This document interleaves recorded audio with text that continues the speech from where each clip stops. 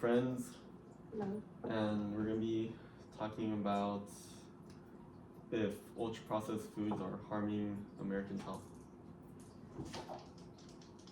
Yeah, let's get started. So, what are the what are the core controversies in this thing? Well, the core controversies would obviously be if ultra processed foods are harming Americans' health, and also if the government should regulate those those foods and stuff and make it more strict. But this debate mostly talks about corporations, like responsibility with the food, public health risks, and personal choice. Okay. And yeah, so who are the people that are impacted by this? The people that are impacted by this would be children, low-income families, consumers, food corporations, Seniors. and seniors, of course, yeah, and also the healthcare system just in general. So, what exactly does ultra processed food look like? Well, ultra processed foods consists of sugary cereals, fast food, packaged snacks, sodas, and frozen meals. And all these things make up more than half of the Americans' diet now. And not only that, but also things that you might think are healthy, like chicken, may be concerning to other places like Europe, which in fact have banned chicken from the United States for being washed in chlorine, which is why the chicken that we see today is like a white color. Yeah. I didn't know that. And before 1977, like pre fast food, before it got popular, the American diet consisted of fresh meats, vegetables, and little to no chemicals in those things. But in the last few decades, there have been major concerns in the food that we're eating, and how the studies have shown that it has been linked to cancer, obesity, and chronic disease. But where does this affect the places? This mostly affects the United States, but particularly the places that have like food scarcities and food deserts, and places that have limited access to fresh and affordable groceries, like low income households and low income states. But why exactly do Americans choose to have this and consume this? Well, ultra processed foods are cheap to manufacture, convenient, and very heavily marketed and engineered to taste appealing. Meanwhile, some people argue that corporations prioritize profit over the health of the United States citizens, and that the US regulations lag behind other countries, like Europe. And on one side, we're going to have the people that say, ultra processed foods should be restricted.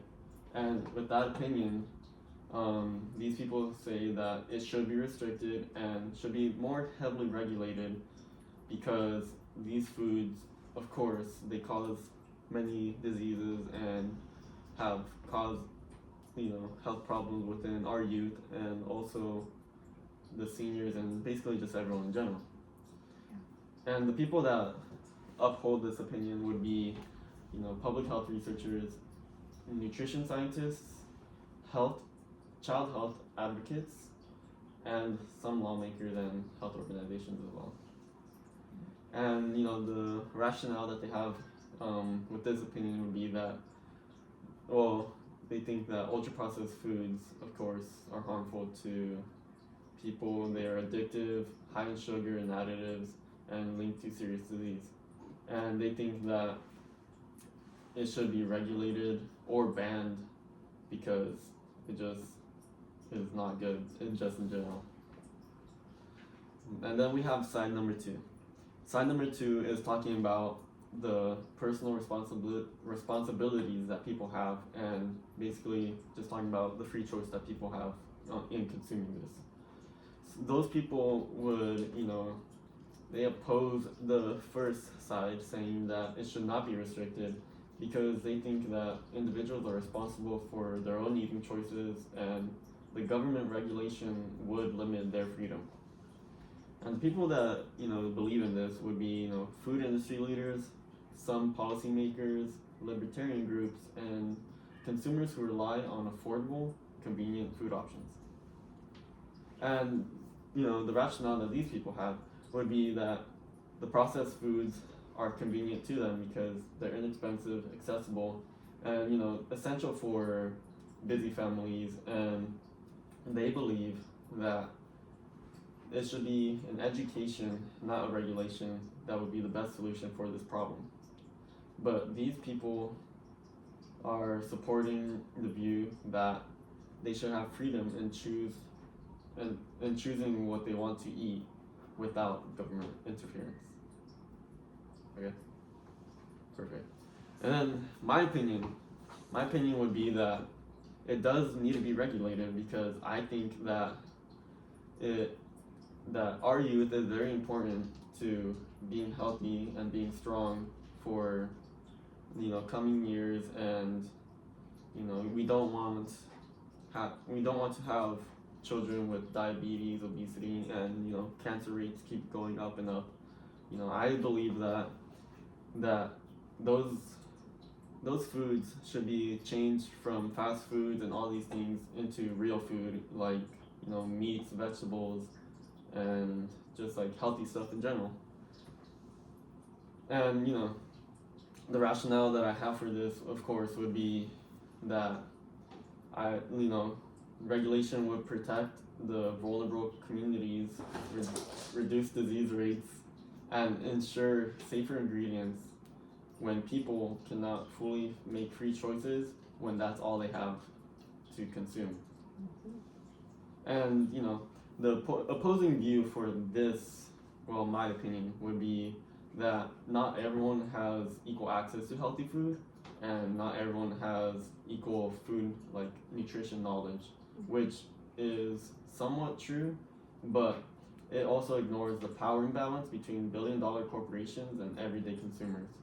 Education alone cannot compete with engineered addictive foods, and rejecting regulation would allow harmful practices to continue and worsen public health outcomes. And yeah, any questions? Do you have any questions? I was thinking. So if there was someone that was experiencing, or like they didn't have enough time to, like let's say a single mom with a bunch of kids and she's constantly working, and she didn't have, or she thought that she didn't have the time to cook good meals, like what would you recommend to her? Like what resources would you point her towards? What advice would you give her? In that scenario, I would say that I would point her to maybe getting an EBT, finding the time to make food, because believe it or not, just like meal prepping? Meal prepping, buying bulk items and having food throughout the week. So you make a big pot of whatever food and just have that for the rest of the week, and then just continue doing that when she has time.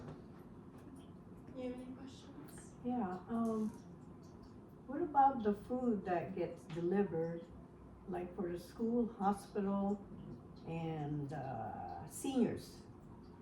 Are those food being regulated? Are they good or are they bad food? I think that, I'm not sure, however, I will do more research on that and find out, but I think that it would be... You would assume so. Yeah, I would assume... If it's going to a hospital. I would assume that it's more heavily regulated than, foods that are just like McDonald's and Burger King and all that stuff. All this food being delivered these to other places. are cooked by the county, so it's probably regulated. Yeah. But it would be interesting if it weren't. That would be interesting. Right? That would be kind of crazy. Like if the food going to our hospitals weren't. And the kids Good that are for in us, school, like, the that's warm kind of food redundant. that you eat at lunches Mhm. at school, Yeah. Because they all are made and they distribute them to different, so that needs to be checked if Yeah. they're regulated. Yeah, that's true. Yeah, but thank you guys for listening.